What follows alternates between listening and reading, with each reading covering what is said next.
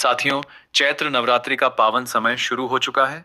यह वह विशेष अवसर माना जाता है जब माँ दुर्गा के 9 स्वरूप धरती पर अपनी कृपा बरसाते हैं और भक्तों की प्रार्थनाएं सुनते हैं।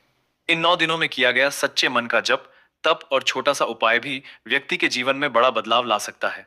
कई लोग सालों तक मेहनत करते हैं, दिन रात संघर्ष करते हैं, लेकिन फिर भी उन्हें सफलता, धन और शांति नहीं मिलती।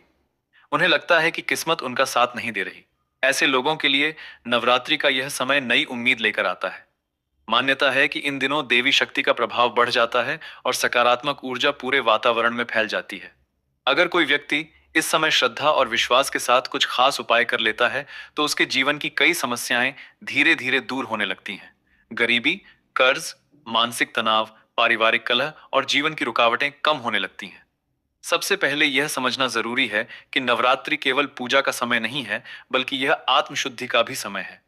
इन दिनों घर की साफ सफाई, मन की शुद्धता और सकारात्मक सोच का विशेष महत्व होता है। जब घर का वातावरण पवित्र होता है, तो माना जाता है कि देवी शक्ति वहां आसानी से प्रवेश करती हैं। इसलिए सबसे पहले अपने घर के मुख्य द्वार को साफ करें। दरवाजे पर गंगा जल का छिड़काव करें और रोजाना एक दीपक जलाएं। अगर संभव हो तो छोटी सी रंगोली बनाएं, क्योंकि भारतीय परंपरा में रंगोली को शुभता का प्रतीक माना जाता है। घर के अंदर जो भी टूटी फूटी या बेकार चीजें पड़ी हैं, उन्हें हटा दें। बंद घड़ी, खराब इलेक्ट्रॉनिक सामान या लंबे समय से जमा बेकार वस्तुएं नकारात्मक ऊर्जा को बढ़ा सकती हैं। पूजा स्थान को भी साफ रखें। वहां नियमित रूप से दीपक जलाएं और माता दुर्गा का स्मरण करें।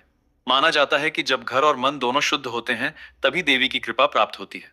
अब बात करते हैं उन उपायों की जिन्हें लोग नवरात्रि के दौरान विशेष रूप से करते हैं। कई लोग मानते हैं कि कुछ प्रतीकात्मक वस्तुएं अपने पास रखने से सकारात्मक ऊर्जा बढ़ती है और जीवन में शुभ अवसर आने लगते हैं। सबसे पहले बात करते हैं कर्ज की समस्या की। आज के समय में बहुत से लोग आर्थिक दबाव में जी रहे हैं। कर्ज का बोझ इंसान को मानसिक रूप से कमजोर कर देता है। अगर आप भी इस समस्या से परेशान हैं, तो नवरात्रि के किसी भी दिन, विशेष रूप से मंगलवार या शनिवार को, एक छोटा सा उपाय कर सकते हैं। इसके लिए माता दुर्गा के चरणों का थोड़ा सा सिंदूर लें। साथ में एक साबुत फिटकरी का छोटा टुकड़ा और 2 फूल वाली लौंग लें। इन तीनों वस्तुओं को लाल या काले कपड़े में बांध लें। फिर माता दुर्गा के मंत्र च दुर्गाय नमः का 21 बार जप करें और इस पोटली को अपनी जेब या पर्स में रख लें।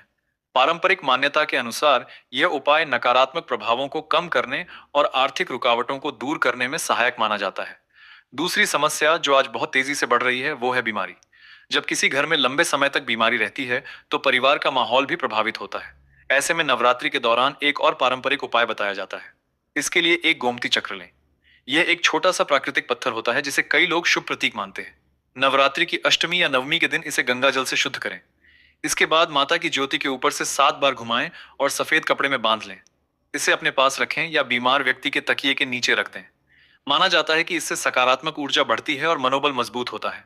अब बात करते हैं विवाह और प्रेम संबंधों की। कई युवाओं को अपने मनचाहे जीवन साथी की तलाश होती है, लेकिन बार बार रुकावटें आती हैं। ऐसे में नवरात्रि के दौरान एक छोटा सा उपाय करने की परंपरा भी बताई जाती है। शुक्रवार के दिन 2 हरी इलायची और एक साबुत हल्दी की गांठ लें।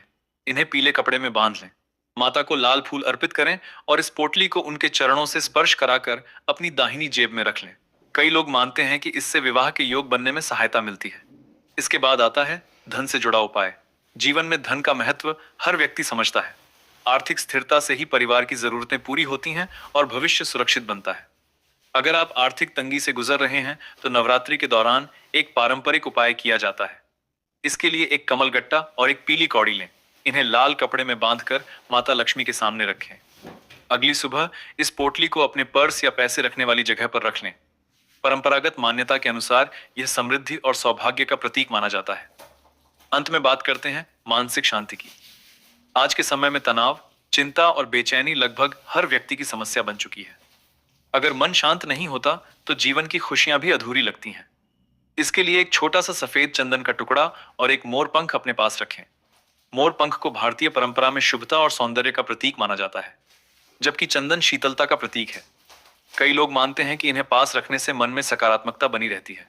इन सभी उपायों को करते समय कुछ सावधानियां भी जरूरी हैं। इन पवित्र वस्तुओं को सीधे चमड़े के पर्स में न रखें। इन्हें हमेशा साफ कपड़े की पोटली में रखें। गंदे हाथों से इन्हें न छुएं और ऐसी जगहों पर न ले जाएं जहां अशुद्ध वातावरण हो। सबसे महत्वपूर्ण बात यह है कि जीवन में सफलता केवल उपायों से नहीं, बल्कि मेहनत, सकारात्मक सोच और अच्छे कर्मों से मिलती है। नवरात्रि के ये उपाय आस्था और विश्वास से जुड़े पारंपरिक तरीके हैं जो मन में उम्मीद और ऊर्जा पैदा करते हैं। जब व्यक्ति का मन मजबूत होता है तो वह कठिन परिस्थितियों का सामना भी साहस के साथ कर पाता है। यही नवरात्रि का असली संदेश है, अपने अंदर की शक्ति को पहचानना और सकारात्मक मार्ग पर आगे बढ़ना। चैत्र नवरात्रि के ये 9 दिन भक्ति, साधना और आत्मविश्वास को बढ़ाने का अवसर है।